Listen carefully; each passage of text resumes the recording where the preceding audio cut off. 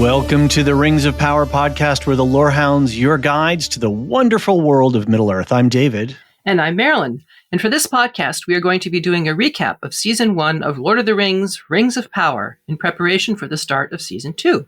For the recap, rather than doing an episode-by-episode review, we're going to cover the season based on the major story arcs. So that way, our hope is that you're going to feel all caught up and ready to watch Season 2 starting August 29th on Amazon Prime. John, David, and I will be recapping the season week to week, and we will have more information about our specific plans after we finish the recap. If you want to get in touch with us, you can send emails to lotr@thelorehounds.com. And if you want to join our community Discord or support the community by subscribing with either Supercast or Patreon, check out the Linktree link in the show notes below. And we'll talk a little bit more about affiliates and all kinds of other stuff at the end of the podcast. But we want to make this podcast really high utility value so you can feel like you can just jump in here and get what's going on. Marilyn, good to see you. How are you? Yes, it's lovely to see you too, David. Yeah, I'm great. I'm very excited with all the bits and pieces they've been showing us, and have all kinds of fun theories, which I obviously won't unpack now, but we'll see how many of them actually happen. Sounds good. And thanks it was a clear choice to make sure that you were covering this weekly with us. We wouldn't have wanted it any other way. And I think we're going to have some more fun Tolkien stuff later in the year. More words on that later. But certainly we have War of the Rohirrim coming up. And yes. So we'll be making sure that all of that gets covered. Anyway, we're here to talk about Season 1 of Rings of Power. Before we get into the episode recap, and I'm not going to spend too much time on it, I just want to make sure folks know that we have a product called a Season Pass. And what a Season Pass does, it allows for people who come round to the podcast for just a particular show to be able to support the community and then get access to some of the bonus features and the ad-free stuff. Basically, it is a $10 single purchase, and then you get assigned the podcast, and we can send you some links and all of that kind of stuff. And so, yeah, like I said, it gets ad-free and early access. You'll get the bonus weekly Lorecast, where Marilyn, John, and I will pluck a piece of lore out of the episodes, and then we'll sort of go deep into that. You also get the show guide, the one guide to rule them all. It's really amazing. There's a platform called Notion, and it allows us to compile information, click a button, publish it on the web. And we've had a lot of success for this in some other shows, most notably House of the Dragon. John has poured a lot of his Froa and Freya into the building. But no cruelty. No cruelty. And Marilyn, you've been right there as well, helping him build it. So it's a little bit a visual guide, so you can click through, you can see characters, there's stuff about locations, there's stuff about artifacts. And it works really well on mobile. So if you're watching an episode, you can really easily second screen it to figure out, wait, who is this character? Or I love this actor. And, you can follow any sort of rabbit holes out to other resources like IMDb and such. Mm-hmm. So you get that included in the season pass. And I believe we're throwing in Second Age and Rings and Rituals as well, our two original podcasts. So there's a lot of material in there to support you on our journey in Season 2. Marilyn, just briefly, how did your Rings and Rituals Season 1 go? You and Dr. Sarah Brown examined Season 1 through the lens of ritual. How was that for you? This is your first professional podcast, like all on your own, produced. Yes, it was delightful. Of course, I had massive amounts of support from you, mm-hmm. John and Alicia, and all of the more experienced folks. We had a great time. We really had a wonderful time. And the thing that pleased me most was how many people wrote in to say that they really hadn't liked the first season all that much, but by doing what we had suggested, by following along and just looking at ritual, mm-hmm. they suddenly found themselves getting engaged. That's great. And we're really excited about Season 2. So if nothing else, I feel really good about that. And, mm-hmm. If Payne and McKay want to invite me to some kind of opening some night, sure, let me know. Fair enough. Well, we've got some moots coming up, so yes, maybe it has been mooted about. Been potential there, and I assume that there will be a Season 2 in near future. Oh, absolutely. Both Sarah and I are definitely committed to it. We can't tell you anything at this point about. Yeah, sure. Right. We got to wait for this season to come out. Well, Sounds great. Sarah is insanely busy, and I'm not exactly Sure. sitting back on my hind legs either. So.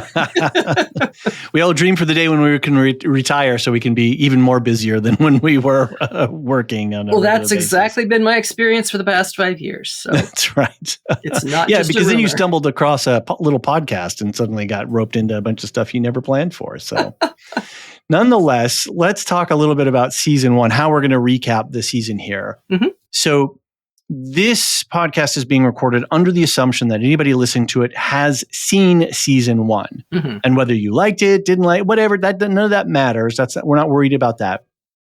But at least you saw it, so that as we're talking about characters and places and things like that, this is going to serve as a reminder, as a refresh for Mm-hmm. you.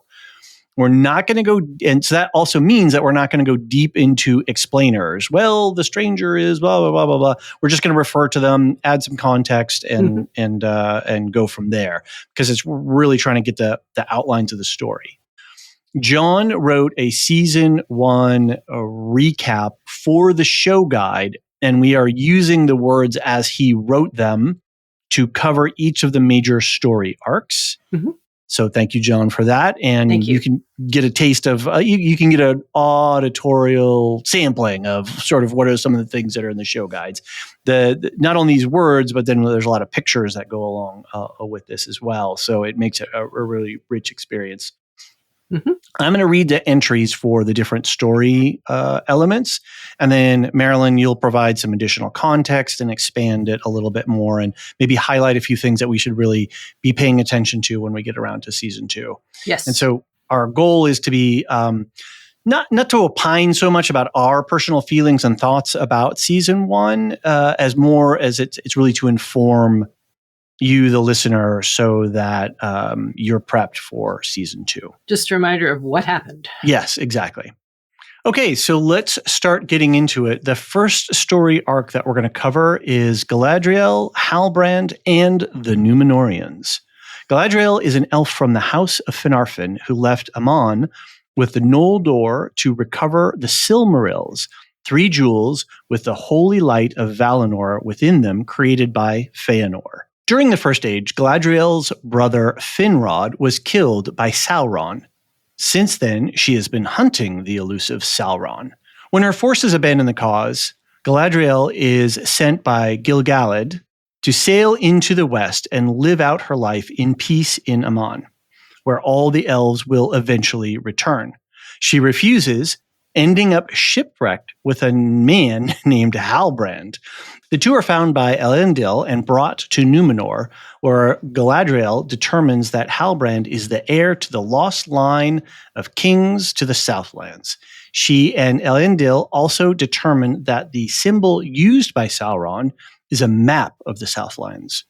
With this information, Galadriel convinces Miriel to lead Númenorian forces to Middle-earth.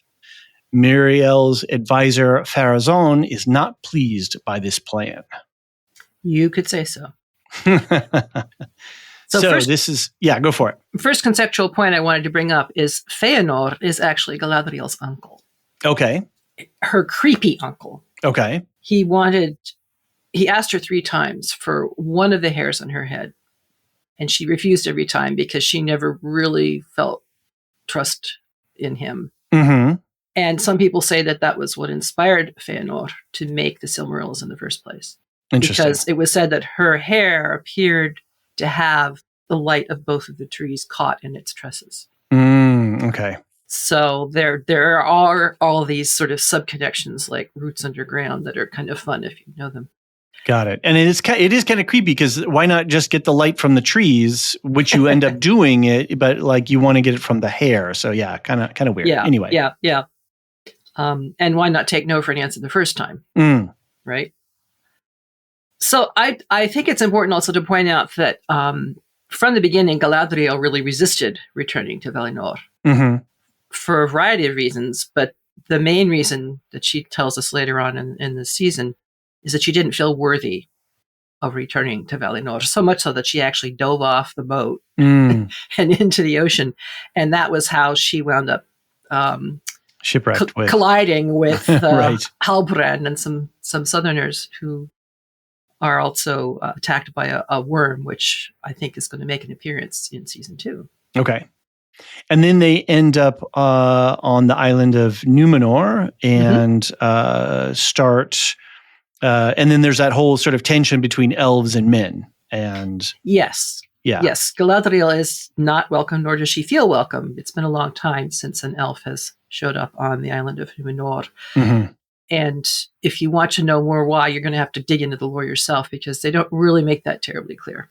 Right. Well, or you could go back and listen to the Second Age podcast where John and I discuss a bunch of stuff. You could do that. You could absolutely do that. And you could jump on our Discord and ask all kinds of questions on our channel. So we've got even better. Plenty of folks who will be happy to walk you through the lore. Mm-hmm. All right. The next story arc is Elrond's quest. After engaging Galadriel to abandon her hunt for Sauron, Elrond is sent to Eregion to work with Celebrimbor to find a solution to the rapid fading of the elves of Middle-earth. Elrond visits his old friend Durin IV, who has not seen him in decades and has married Disa, and they have a family together. After the pair makes up, Elrond convinces Durin IV to help him and the other elves to obtain Mithril, a mysterious ore that is rumored to come from one of the lost Silmarils. Yes, now this one is one you could definitely do some background research on the lore, because there are a couple of rather controversial things in here. But I will just point out, Elrond is the son of Eärendil, who is, you could say, the mortal savior of Middle-earth. Eärendil was a mortal man married to Elwing, who was one of the elves. And so he was given a choice. He and his twin brother Elros were given a choice to either become elvish or to become human. And his brother Elros chose to become human and became the first king of Numenor. Okay. Elrond chose to be elvish and considers himself to be elvish.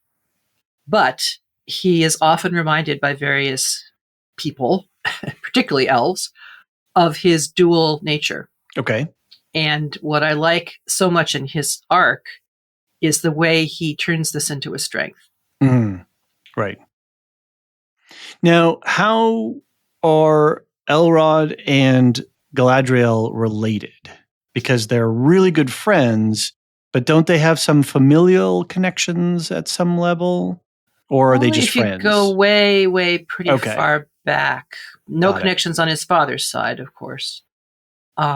His mother is descended from Gondolin, Turgon, and I honestly can't remember the connection at this point between Turgon and Galadriel, but there's probably some, Okay, so in my mind, there was a closer connection, but I think that's mistaken. I must have made that up. It's not a close connection. Okay, definitely not uncle niece for sure. Right, but they're very good friends. There's a lot of affection and depth in their relationship. That's how the story is presenting this to us. But it's clear that even in the lore, they do come to know one another and close ties are formed. And I won't say anything more than that right now because that could be spoilery. Fair enough. And one of the things, I think, if I'm correct on this, there is a lot of, I don't want to say missing, there's just not a lot of information about how elves and dwarves kind of connect, and how are Elrond and Durin friends like that. They just sort of wave their hands in the show and just say they're together, right? Yes, and it's a very unusual friendship because most of the stories that we hear about elves and dwarves are their conflicts. In fact, Eregion, which was mentioned, is possibly unique in the Legendarium as being a place where elves and dwarves worked together harmoniously. Now, the Noldor were very keen on smithing and jewel crafting and making. Right. They were particularly precious to Aule, the Valar, the angel who was a smith person. Right. And so many Noldor studied under him. And so some people say that the reason why the Noldor and the dwarves get along together so well is because they're both crafters and they both have these connections with Aule. Okay, got it. So that's what we're seeing here, I think. And Aule being the creator of the dwarves, but that's a whole other part of the by Aule's beard. Yes. And again, we cover some of that in the Second Age podcast. All right, well, let's talk a little bit more about the dwarves. Meanwhile, Durin the Third, who is Durin the Fourth's father and is the current king of the dwarves, is suspicious of Elrond and is furious about Durin the Fourth's secret mining of mithril for the elves. This comes to a head when some dwarves become trapped. Though all survive, the mining stops. Durin gifts Elrond a small portion of mithril. Underground, a Balrog awakens. Yes, and I wanted to include in here that Disa is very much a skilled miner, as well as Durin, her husband, Prince Durin. What she particularly is skilled at is singing to the stone, singing to the mountain. And we hear about this in a couple of different episodes. We see it in action as we learn that, yes, the miners are eventually rescued, but it's powerful. And Novete, the actor, has an incredible voice. Right. And the way they use it, I think if people are having trouble remembering things, this is one thing that will be seared into their memories from season 1, is that powerful, powerful voice and her uplifted hands. Right. Singing to the stone. Good stuff. Really powerful. We're going to bypass the Balrog for right now. Yeah. He was asleep and somebody dropped a leaf in his very clean entryway, and he was very grumpy about it. And there's some debate about Balrogs and when they make their appearance and how and all that kind of stuff. And I think maybe that might be an interesting Lorecast conversation. Yes, that would be. Yeah, and you can learn more about it, obviously, from the Lorecasts that you and John did. I don't think we covered that much on Balrogs. On Balrogs? Oh, maybe you didn't. Yeah. So we talk about it a little bit in Rings and Rituals, but not a whole lot because we didn't see any evidence of Balrog ritual. So. Right. Yeah. Well, fair enough. A good topic for the Lorecast. Let's talk about the Harfoots and the Stranger. Eleanor Nuri Brandyfoot is a Harfoot, a proto-hobbit who yearns to be free of the rigid waves of her traveling Harfoot camp. She finds the Stranger after he lands with a meteor. She and Poppy Proudfellow help hide the Stranger and then integrate him into Harfoot society. Meanwhile, a group of cultists, mystics known as the Nomad, the Dweller, and the Ascetic, try to follow the Stranger, wrongly believing him to be Sauron. When they realize that he is an Istar, a wizard, the Stranger forces them to disappear in a flutter of moths. Nuri and the Stranger leave the Harfoot camp to seek answers in Rune. Yes, there's a lot of stuff in here. I love the imaginings of the origins of hobbits. They have a lot of things here that are really very special. So those of you who enjoyed the visualization of the Shire and the Hobbit and so forth will find a lot to love here, or remember a lot to love. And this was also one of the things that a lot of people had the most trepidation about. They just weren't certain why these were appearing as, well, we don't see hobbits until they're no. To which my response is, well, evolution takes thousands of years. Just because we didn't, quote unquote, see the hobbits until the Third Age doesn't mean that they suddenly sprung up from the ground in the Third Age. So I like this imagining of how they might have originated. What else? Can I just ask you a quick question about the hobbits too, and with the Harfoots? How much source or primary text material do we have from Tolkien about the origin and the movements of hobbits and hobbits before they were hobbits? Very, very little. The Lord of the Rings tells us that the Gollum's group, Gollum's family, extended tribe, whatever, were the fathers of the Stoors. Okay.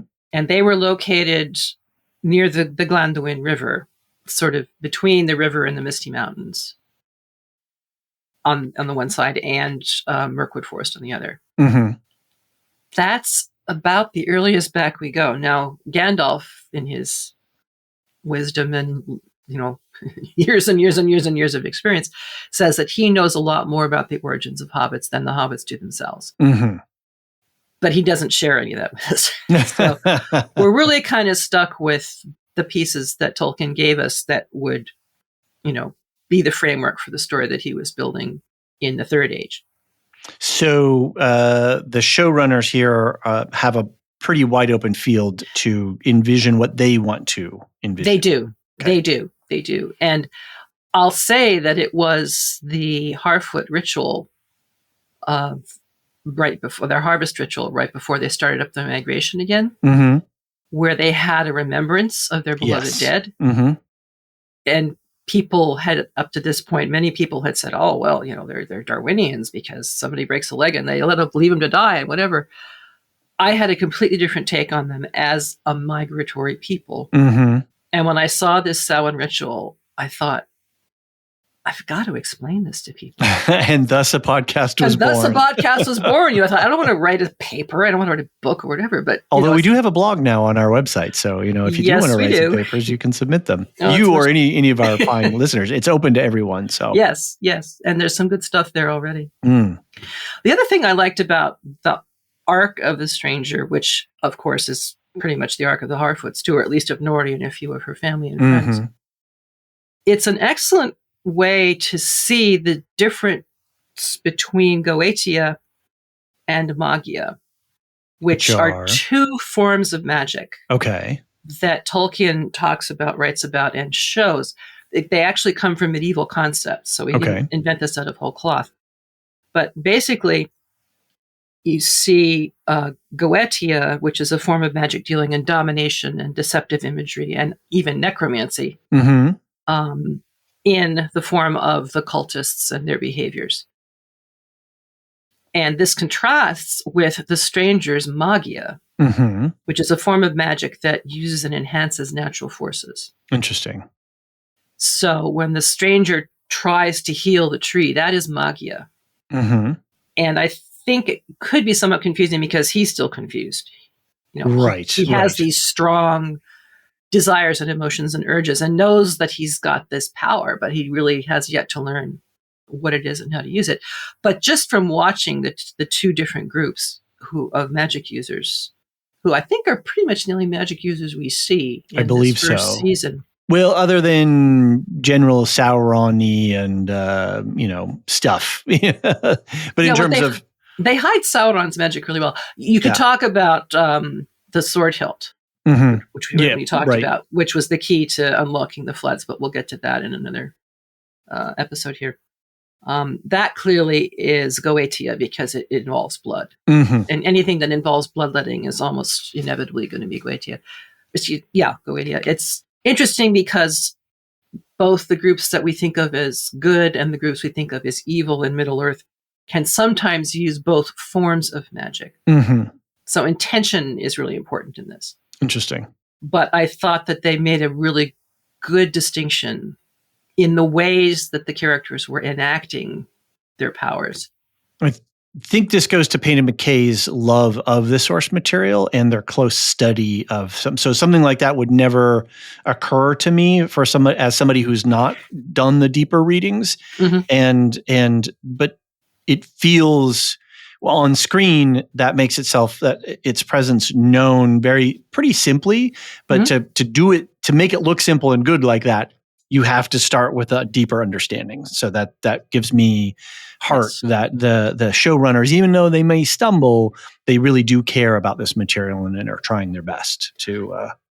That's something I've never doubted from all things that I've read and heard, and from things I've heard other people say, including other podcasters, who have heard them speak, have had interviews with them and so forth. There just is no doubt in my mind that they know their lore. Right. It's how they choose to use it. And, that is open to interpretation. It's a giant shippy test. It is absolutely a giant shippy test. Right. So let's leave the stranger as a stranger for right now and not debate his identity, because there's a whole season for us to do that. However, I am a little bit curious about the mystics and the land of Rune, because again, like the Harfoots and Hobbits, how much do we really have in terms of primary source material? Well, it's when you say primary source material, you have to be sure to be extending to the letters. Right. And to things like unfinished tales. And anything so that Tolkien himself wrote as a fragment of a note all the way to a completed volume would be considered primary source. So we know that Hrun is in the east. Mm-hmm. So it's not the Southlanders per se that we hear, the Hauratrim, but it is in the east. And there are people who come from the east at various times and engage in different battles and warfare and so forth. Mm-hmm. And the implication is given that they're pretty much easily inclined to Sauron. The Second Age information we have says that Sauron was out there and starting to gather support in some form or another sometime during the Second Age. And according to some of the earlier material, 2 blue wizards were sent out into the east to try and counteract whatever influence Sauron was having. Mm-hmm. And Tolkien himself had 2 different versions of what happened. One version says that they were successful even though they died in the attempt, and that if they hadn't gone out, Sauron would have had a lot more armies at his beck and call during the Third Age. The other version says that the 2 blues were actually corrupted and became themselves centers of cults of Sauron and by extension Morgoth. And so I'm seeing some echoes of that in the cultists, and that mothy bit and their disappearance and whatever. Those of you who have seen scenes from trailers and whatnot will know what I'm talking about. So I'm very interested in seeing how they're going to develop this. And it still, in my mind, leaves the door pretty wide open for who the stranger is and what he's going to do. Perfect. And maybe Istari is another good lore topic for us to consider. Anyway, that would be very good. Yes, I hope you're writing these down. I do. I just got my Good man. I did. All right. Well, let's go from the east down to the south. The Southlanders in Mordor. The Mordor Southlands. I'm not going to roll my R's because on mic, I'll practice at home in the mirror. It takes practice. In Mordor, the Southlands, Arondir and other Sylvan elves are tasked with watching over the men of the region to ensure that they don't fall back into their dark ways. Arondir falls in love with a mannish woman named Bronwyn, who has a son named Theo that struggles with his inner darkness. And I'll just comment here because it may not be clear. Theo is not Arondir's son. It's correct. Right. Orcs arrive in Bronwyn's village and drive the men from their homes. Arondir and the other elves are captured and enslaved. While enslaved, Arondir meets Adar, the elf-turned-orc and one of Morgoth's first orcish creations. Miriel and the Númenórean host arrive to liberate the Southlands. I'm here to liberate you. I'm thinking of a Monty Python Star Wars mashup there. Right. Anyway, they are victorious and capture Adar. Galadriel interrogates Adar, who claims he killed Sauron. Halbrand is accepted as king of the Southlands. As the team tastes victory, Adar executes his plan to send a body of water towards Mount Doom to cause it to erupt. The resulting eruption darkens the Southlands and begins the era of Mordor. In the aftermath, Isildur is lost and thought dead, Miriel is blinded, and Halbrand appears to be gravely injured. Yes, this really excited me when we first met Adar. Tolkien wrestled with the origins of orcs long after Lord of the Rings was published. Okay. He was really uncomfortable with it because he had people writing in saying, so does that mean that the orcs are irredeemable? And he had a couple of linchpins, if you will, concerning his cosmology around his created world. One was that nothing was irredeemable. The other was evil, particularly in the form of Morgoth, could not create new beings. It could only corrupt pre-existing, pre-created beings. Right. And so he was left with this dilemma. He had followed a tradition which was gleefully picked up by most writers of fantasy fiction and other forms, that you could create a whole race of whom it could be said that the only good thing about them was they could be killed. Mm-hmm. The whole intention of them in the plot was to be killed in droves. Right. He could not, that was something that he really was not comfortable with when he realized how much he had done that. In Lord of the Rings, we do see, if you want to call it, humanizing aspects of orcs, having conversations about wanting to get together with their buddies and run away from the big bosses and, loot and steal and rob and live the good life without anybody telling them what to do. But it was still clear that it was really hard to imagine orcs being redeemable. Mm-hmm. Initially, in the Silmarillion, the orcs were said to be corrupted elves. And so Adar is definitely fitting in with that reading of the story. Right. Okay. And it's really fascinating to see that. I'm really delighted they did that. He is, of course, one of the most complicated characters in the series. And his presence and his challenge to Galadriel was one of the best scenes of the whole series, to my mind. Getting her to see her own darkness through the way she was treating him. Right. Stunning. Absolutely stunning. Definitely a multifaceted character.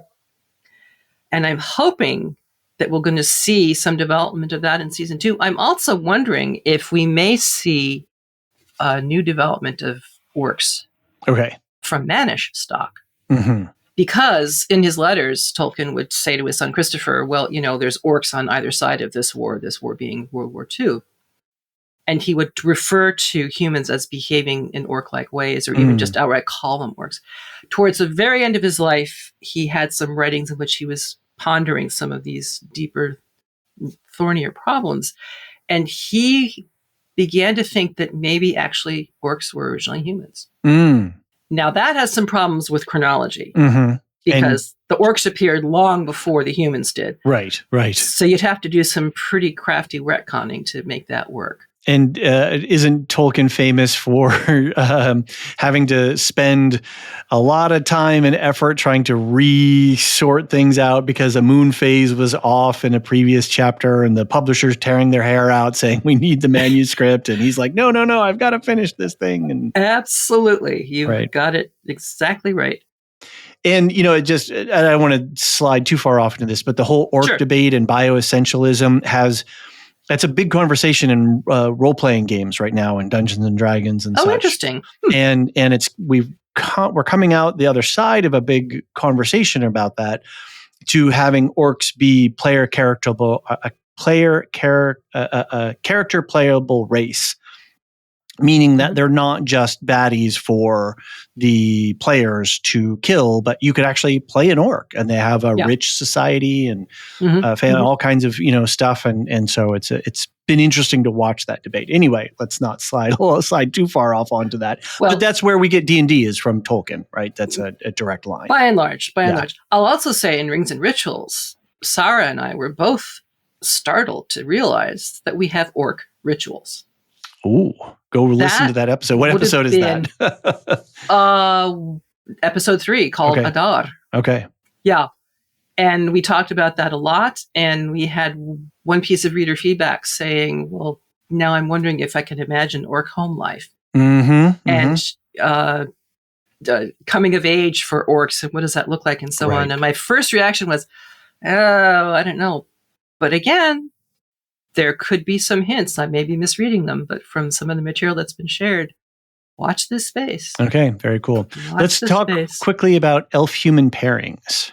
Yes, they are exceedingly rare in the tales, and a lot of people get offended when anybody tries to introduce another one because it was the big three, Luthien and Beren, Tuor and Yidril, and Arwen and Aragorn. But you also have to take into account that Prince Imrahil of Dol Amroth was said to have elvish blood in his family, and it was confirmed. So at some point, at some time, in that same region that we're talking about, Dol Amroth being geographically very close to Pelagir, there had to have been some kind of a pairing for that rumor to, not only for the rumor to start, but also for the fact of Imrahil exhibiting elvish traits, primarily the fact that he had no beard. Got it. So we'll see if they pick up on that or not. I really thought they were going to, but unfortunately, I think we'll see fairly early on in season 2 that that's not going to be possible, at least with the pair that we know. Yeah, and we're not sure where the Arondir and Bronwyn stories are going to be going. There's some absence of information in the trailer so far as to what their storyline is. Yeah, but some pretty strong hints too. Okay. Well, let's talk a little bit about Sauron and Galadriel. To save Halbrand from his mortal wounds, Galadriel takes him to Eregion to receive elvish medicine. He recovers swiftly and learns of Celebrimbor's plans to use mithril to create an object to slow the fading of the elves. Halbrand suggests using mithril to create an alloy, allowing the metal to be stretched to 3 objects. Before this can be done, Galadriel checks the histories of the Min of Mordor, the Southlands, and discovers that the line of kings of the Southlands failed, making Halbrand's existence impossible. She confronts him, leading him to reveal himself as Sauron. He tries to convince her to be his guiding light. When she rejects him, he leaves her laying unconscious in the water to be found by Elrond. Yes, let me just insert here that initially Sauron had planned to only have them make 1 ring. And then when he decided to bring in Galadriel, he said, well, let's make 2 rings. Mm-hmm. It was Galadriel who said, let's make 3. Because, 1 is sheer domination, 2 will be constantly tug of war, but 3 will have balance. Now, the number 3 as a number of balance is an interesting concept. I think it's more common for Celtic traditions. I think for Anglo-Saxon and other types, 4 is considered the number of balance. 4 directions, 4 square, etc. Right. But there's plenty of people who see balance in 3. So, right. Well, we're finding it with our triarchy between John, Alicia, and I. So, well, there you go. It's working for us. Yeah, it's a flowing balance. It has to keep moving, which is appropriate because balance comes from the same root word as ballet, which means movement. We usually think of balance as a stasis, but it doesn't have to be. Right. Yeah. There's a static balance and a dynamic balance. Right. There's sometimes you have to have work. You have to apply work to create balance. So apply energy and input. Right. So Sauron, our big bad. Our big bad. He is known as the Deceiver, and we certainly see that throughout this episode. And although, of course, as he says in that incredible scene, Charlie Vickers just knocked that out of the park.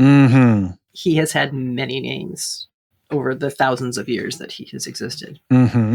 He is a Maya, one of the lesser angelic beings, and so has many powers, even when he is in what appears to be a human form. Okay. And all of this may be a good headcanon for folks to figure out how he was able to do all the superhuman things that he appears to be doing in this season.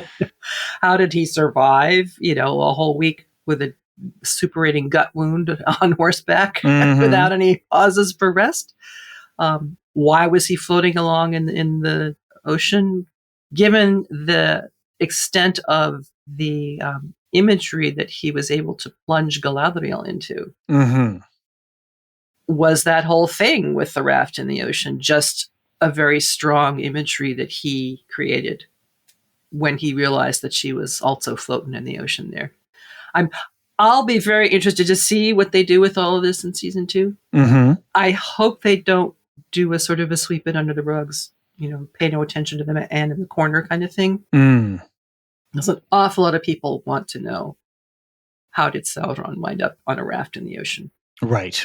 And I have seen one picture that does imply, I think I know the answer to this actually, because of the things that I've read and seen, so I won't say any more, but they have said over and over that season 2 really is all about Sauron. So okay. Cool. That's a good sign. A lot more Charlie Vickers on our screen.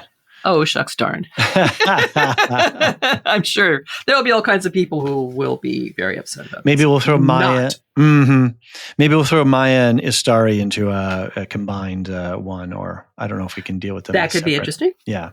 because there's power levels here and hierarchicals, and we've already talked about two of them. So right, Aule and Sauron, who were connected. So I mean, you could maybe just roll it all into one bundle. Right. And Balrogs are in there as well. Yes, they are. And so. and spiders.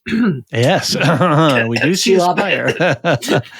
Go check out our podcast. It's back up the feed a little bit where we do talk. It's like a 4-minute trailer, 3-minute trailer, and we spend 2 hours breaking it down. So anyway, here we are at the end. The Elven Rings. Galadriel refuses to tell Elrond the truth of the matter, but makes clear Halbrand is not welcome in Eregion. Celebrimbor, Galadriel, and Elrond go forward with the forging of mithril artifacts. This results in 3 rings of power: Nenya, Narya, and Vilya. Did I do that right? Excellent. I got a thumbs up. Whew. I was very nervous.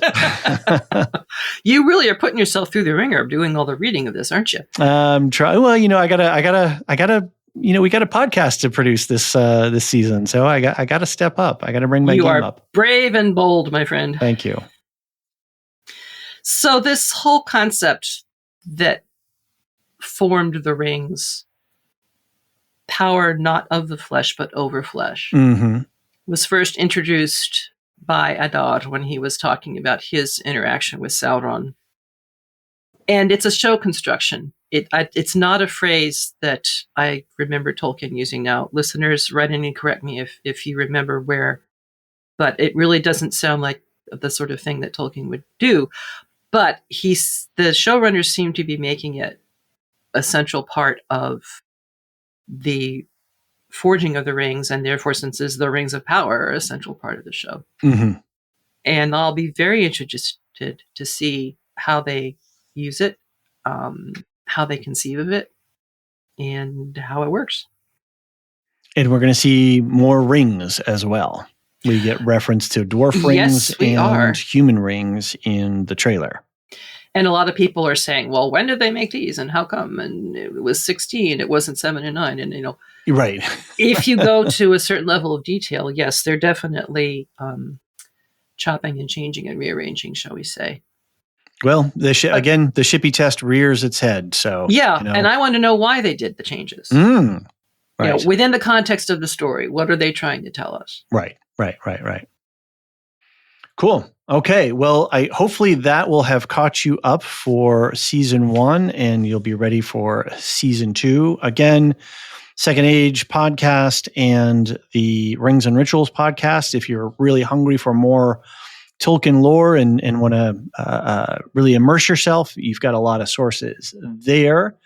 Again, we have the show guide and the season pass, as well as our regular monthly subscriptions, as well as annual. You can go annual or monthly.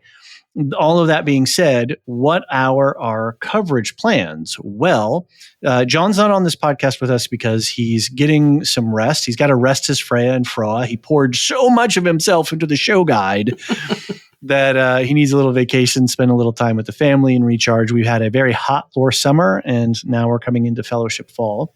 Mm-hmm. But all 3 of us will be doing things. And of course, there'll be a little here and there because you have some personal stuff as well. And we'll be working out our schedule. But we're going to do weekly recaps.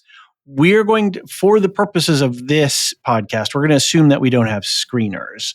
We've asked for them. We don't know if we'll get them. If we do, that just means that we can catch up quicker on our production.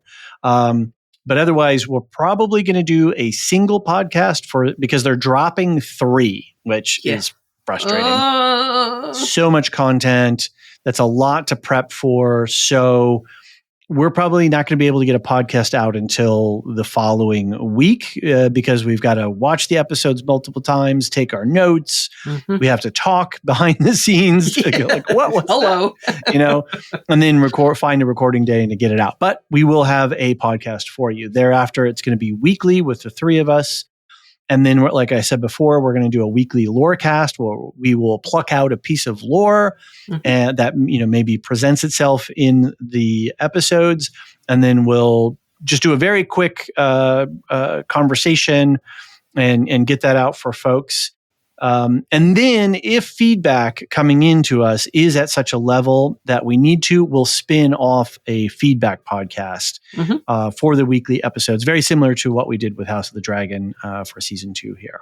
Yeah, I think that was very successful. And I also think that it encouraged more people to write in.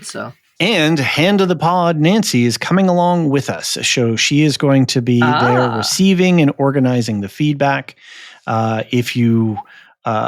whether you watched House of the Dragon or not, if you're curious who this Nancy person is, go check out the feedback episode, which I think just dropped. And we get to talk to her for about 10 minutes at the beginning of the podcast. And so you get to hear from Nancy's point of view and just how grateful we are for her help and just, our community. We're very proud and glad of our community. So there's so many people doing so much work behind the scenes and for the love of doing it, I think, the joy of being part of this community. So it's fabulous. I won't even try to mention all of them because I'll forget some, but you know who you are. Thank you very, very much. So remember to check the show notes for the links for the Discord, for the season pass, for regular subscriptions. It's got everything there. And I think with that, I'm just going to quickly give a quick, I don't have the fancy music to read the shout outs for our subscribers, but we always like to give our top tier subscribers and our Discord server boosters a quick shout out.